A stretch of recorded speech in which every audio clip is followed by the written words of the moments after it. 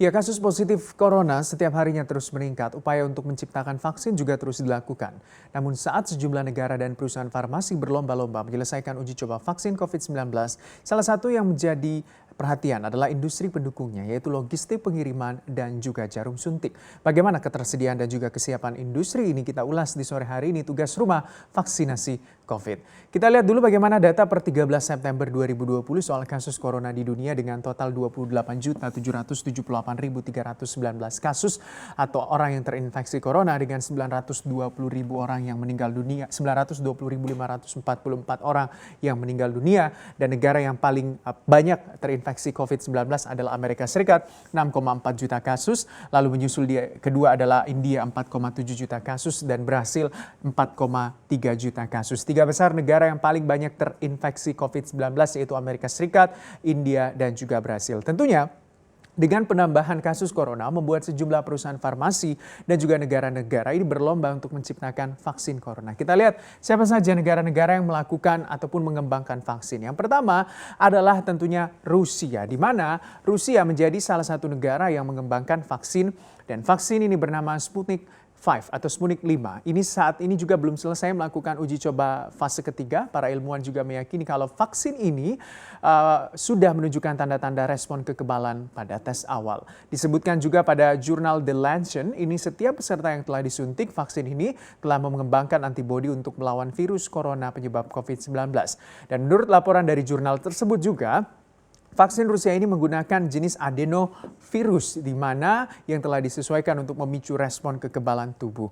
Adenovirus adalah virus yang biasanya menyebabkan flu biasa. Sementara itu juga Rusia telah melisensikan vaksin corona mereka untuk penggunaan lokal pada Agustus lalu dan menjadi negara pertama yang melakukannya sebelum data dipublikasikan. Oleh karena itu, uji coba tersebut dinilai sejumlah ilmuwan masih terlalu dini untuk membuktikan keefektifan dan juga keamanan dari Sputnik 5. Dan yang kedua atau negara kedua yang mengembangkan vaksin adalah China. Dengan tentunya China mengembangkan vaksin COVID-19 bernama Sinovac. Jadi perwakilan media dari Sinovac, Liu Peicheng, juga mengungkapkan uji coba saat ini melibatkan 421 orang dengan usia kisaran 60 tahun. Kandidat Sinovac ini juga menunjukkan hasil aman untuk lansia pada uji coba tahap awal hingga tahap menengah. Tetapi respon kekebalan terhadap lansia ini hanya terlihat sedikit saja dibandingkan dengan respon yang diberikan pada orang dewasa dengan usia yang lebih muda. Menariknya, kandidat vaksin Sinovac ini disebut telah tidak menimbulkan efek samping yang serius dalam kombinasi uji coba fase 1 dan juga fase 2 yang diluncurkan pada Mei 2020. Diketahui juga ada 4 dari 8 vaksin yang tengah berada pada uji coba fase 3 yang berasal dari China, dari 3 kelompok orang yang melayani uji coba, yaitu berturut-turut diberikan 2 suntikan dosis rendah sedangkan dan 3 lainnya dan dosis tinggi dari Sinovac. Sebanyak 90% mengalami peningkatan yang signifikan pada tingkat antibodinya. Selanjutnya yang mengembangkan vaksin adalah Inggris, di mana para peneliti di Oxford University Inggris juga melakukan uji coba vaksin corona atau vaksin Oxford. Vaksin Oxford ini merupakan salah satu kandidat vaksin corona di dunia yang dikembangkan para peneliti Oxford University. Bersama dengan AstraZeneca, vaksin Oxford juga disebut-sebut sebagai kandidat kuat di antara lusinan vaksin yang sedang dikembangkan oleh sejumlah negara.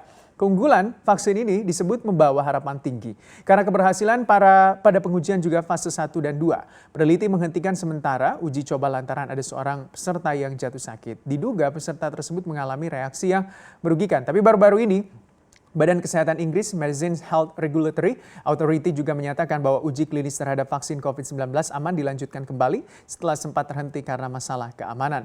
AstraZeneca juga sempat menghentikan uji coba awal pada pekan ini karena potensi penyakit yang tidak dapat dijelaskan. Yang selanjutnya juga kalau kita lihat vaksin virus corona potensial AstraZeneca ini disebut AZD1222 adalah salah satu pelopor dalam perlombaan menuju vaksin yang aman dan juga efektif yang dapat mengurangi pandemi global. Perusahaan meluncurkan uji coba tahap akhir pada Agustus ini dan salah satu dari setidaknya 3 kandidat vaksin bersama dengan Pfizer dan juga Moderna yang memasuki uji coba tahap akhir.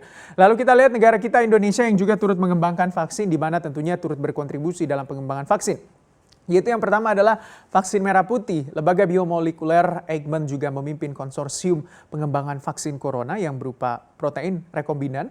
Menteri Riset dan Teknologi, Kepala BRIN, ini Bapak Bambang Brojonegoro, ini mengatakan vaksin merah putih ditargetkan selesai pada pertengahan tahun 2021. Lalu ada juga vaksin Sinovac yang turut dikembangkan. Bio Farma diketahui juga telah melakukan uji coba vaksin ini di fase ketiga di Sinovac di Bandung, Jawa Barat. Dan uji klinis ini juga dijadwalkan berjalan selama 6 bulan dan juga target selesai pada Januari 2021. Jika mengacu pada data hasil uji klinis tahap awal, kandidat vaksin Sinovac Coronavac mampu menginduksi terbentuknya antibodi dan juga memperkuat sistem kekebalan tubuh tanpa efek samping yang merugikan. Bio Farma juga menargetkan vaksin ini bisa diproduksi pada kuartal pertama 2021. Yang ketiga itu ada GX19, di mana jenis perusahaan bioteknologi dari Korea Selatan juga bekerja sama dengan Kalbe Farma. Ini mengembangkan vaksin yang diberi nama GX19. Disebutkan oleh juru bicara Satgas COVID-19 Wiku Adhisa Smito, vaksin ini akan uji klinis akhir di tahun 2020. Lalu yang terakhir adalah vaksin Sinopharm. Vaksin Sinopharm ini dalam pertemuan dengan perusahaan teknologi kesehatan G24, ini Menteri Luar Negeri Retno Marsudi menyebutkan bahwa Indonesia mengirim satu tim untuk melakukan pemantauan pelaksanaan uji klinis tahap ketiga kandidat vaksin kerjasama G24 dengan Sinopharm. Kerjasama penyediaan vaksin corona ini juga akan dilakukan antara Indonesia dan juga Sinopharm dalam lembaga pengembangan vaksin. Ketika semuanya berhasil, tentu proses distribusi juga yang menjadi concern dari pengembangan ataupun menyangkut ketersediaan dan dukungan industri pendukung ini. Kita lihat bagaimana soal distribusi vaksin. Siapkah sebenarnya infrastruktur kargo untuk pengiriman vaksin? Jadi menurut Asosiasi Transportasi Udara Internasional atau IATA, untuk bisa memberikan vaksin kepada 7,8 miliar manusia harus membutuhkan penggunaan kurang lebih 8.000 pesawat kargo Boeing 747 dan untuk mendistribusikan vaksin nantinya, perencanaan harus dimulai dari sekarang. CEO IATA Alexander De Junior juga mendesak pemerintah dan juga sejumlah pemimpin-pemimpin dunia harus bisa menyediakan fasilitas rantai pasok vaksin dan pengaturan keamanan. Nah, industri kargo udara selama ini telah memainkan peran penting dalam distribusi vaksin, menyediakan fasilitas penyimpanan yang suhunya juga harus sesuai. Ketika sejumlah negara berlomba-lomba menghadirkan vaksin, ada kekhawatiran untuk ketersediaan botol-botol vaksin dan juga jarum suntik dan logistik angkut. Ketika vaksin-vaksin ini nantinya siap didistribusikan. Kekhawatiran IATA ialah ketersediaan fasilitas dan juga alat pengontrol suhu saat nantinya vaksin ini didistribusikan, serta staf yang terlatih. Jadi menurut IATA harus ada kelonggaran bagi penerbangan dan juga staf-staf penerbangan yang sedang bertugas dalam distribusi vaksin nantinya. Industri penerbangan ini memang memegang peran strategis selama pandemi COVID-19 untuk bisa mengirimkan pasokan penting dalam tahap uji coba vaksin. Dan juga pesawat angkut Boeing 747 menjadi salah satu armadanya. Jika dilihat dari data ataupun versi terbaru untuk kargo di Boeing 747 ini, kalau kita lihat adalah yang terbesar dan juga terpanjang dengan kemampuan mesin yang baik. Dan saat ini juga operator kargo seperti Silkway Airlines, ada juga Atlas Air, ada Air Bridge Cargo atau ABC dan juga Cargolux adalah pemain-pemain utama dalam distribusi logistik. Contohnya saja kalau kita lihat dari ABC yang berbasis di Moskow, Rusia ini memiliki kurang lebih 17 Boeing 747F, lalu ada juga 13 Boeing 747-400 dan juga ada 4 Boeing 747-400 begitu ya. Dan saat ini kargo udara menjadi sangat penting untuk layanan kesehatan guna memastikan bahwa pasokan medis terdistribusi dengan baik. Nah, untuk pesawat dari ABC contohnya, 3 kompartemennya ini memiliki pengaturan suhu yang berbeda-beda. Jadi kalau kita lihat yang pengaturan suhunya mulai dari 4 derajat Celcius hingga 29 derajat Celcius. Nantinya bisa disesuaikan dengan kebutuhan vaksin saat didistribusikan. Nah, kalau kita lihat selain tentunya ketersediaan kargo pesawat untuk mengirimkan atau mendistribusikan vaksin, ada juga yang masih menjadi masalah, yaitu terkait dengan keterbatasan alat. Jadi dilansir dari The Guardian, pemerintah Amerika Serikat telah menghabiskan ratusan juta dolar sebagai upaya untuk menghindari kekurangan jarum suntik. Nah, hal ini juga terjadi setelah negara tersebut mengalami kekurangan alat pelindung diri atau APD selama masa pandemi terjadi. Jadi disebutkan kalau krisis jarum suntik ini akan mulai terjadi di tahun depan saat gelombang kedua dan juga ketiga vaksinasi.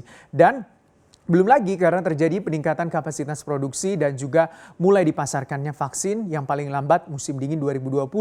Maka akan terjadi gangguan rantai pasokan jarum suntik. Perusahaan telah memiliki komitmen untuk memproduksi 470 juta jarum suntik untuk pemerintah Amerika Serikat, Inggris, dan juga Kanada. Namun demikian, tak seluruh pihak panik dengan kondisi ini karena Wakil Presiden dari kelompok tanggap bencana Premier, Inc. Colin Powell juga mengatakan kalau Amerika sebenarnya bisa melalui kondisi tersebut karena menilai pengadaan jarum suntik adalah hal yang mudah. Diperkirakan Amerika juga membutuhkan kurang lebih 850 juta jarum suntik untuk melakukan imunisasi atau penyuntikan massal untuk COVID-19. Jadi di Amerika juga kurang lebih ini untuk bisa menghasilkan tentunya vaksin, ini dibutuhkan 462 juta dosis vaksin yang bisa menimbulkan herd immunity, dan tentu saja jumlah jarum suntik yang dibutuhkan juga sama jumlahnya dengan vaksin ini. Hal ini juga disampaikan oleh peneliti di Center for American Progress. Nah, ini juga yang menjadi salah satu masalah. Kalau misalnya kita berkaca pada dalam negeri kita, jangankan keterbatasan alat dan juga deadline vaksin, kita berbicara dulu soal bagaimana tes PCR yang dilakukan di dalam negeri kita. Karena standar dari WHO harus ada kurang lebih 1.000 tes. Ini harus ada 1.000 tes untuk 1 juta orang per minggunya. Jadi artinya kalau penduduk Indonesia kurang lebih ada 273 juta orang, artinya kita harus melakukan tes COVID-19 kurang lebih 273 ribu per minggunya untuk bisa melihat siapa saja atau mendata siapa-siapa saja yang terkena dari COVID-19 ini. Tapi datanya per 6 September 2020 ini untuk DKI Jakarta saja melakukan tes setiap minggunya itu kurang lebih 3.084 tes. 3.084 orang setiap minggunya yang dilakukan tes atau diperiksa. Untuk Kalimantan Timur 2.157, Jogja 1.198 orang, Sulawesi Utara 1.197, dan juga Kalimantan Selatan 1.128. Kalau kita bercermin antara keterbatasan alat dan juga deadline vaksin, kita tahu bahwa Indonesia adalah sebuah negara yang sangat luas dengan keadaan geografis yang juga cukup luas. Ini tentunya menjadi tantangan tersendiri. Kalau melakukan tes PCR saja, kita belum mampu mencukupi secara maksimal. Bagaimana nantinya untuk deadline vaksinasi? Kita tahu 273 juta orang di Indonesia. Kalau misalnya nanti ada vaksin begitu akan dilakukan vaksinasi, seberapa lama nantinya untuk proses atau melakukan vaksin terhadap seluruh masyarakat di Indonesia. Saat pengembangan vaksin COVID-19, saat ini tentunya industri pendukung seperti ketersediaan kargo untuk distribusi dan juga alat-alat lainnya seperti alat kesehatan, dan tentunya harus dipikirkan mulai dari sekarang guna jika kelak vaksin ini telah mampu menjangkau seluruh dunia dan juga lapisan masyarakat, ini bisa terdistribusi dengan baik.